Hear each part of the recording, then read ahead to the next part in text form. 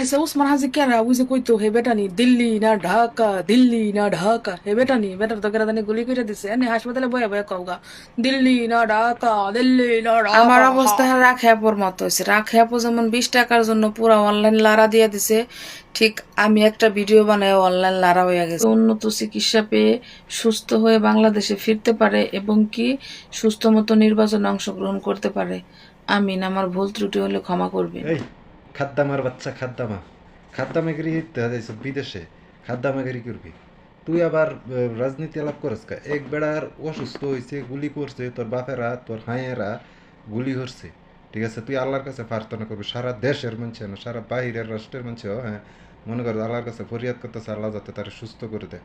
সে দেশের একটা মনে কর যে আইকন, তুই কইতেছ উসমান হাদিটা দিল্লি না ঢাকা দিল্লি না ঢাকা। ও খাদ্দামার বাচ্চা খাদ্দামা, খাদ্দামাগিরি হতে আইসত, খাঙ্কিগিরি হতে আইসত বিদেশে। ওখানে আরেক বেড়ারে তুই হরস কে লিগে? হ্যাঁ, দিল্লি না ঢাকা ওখানে মাপসাস কে লিগে?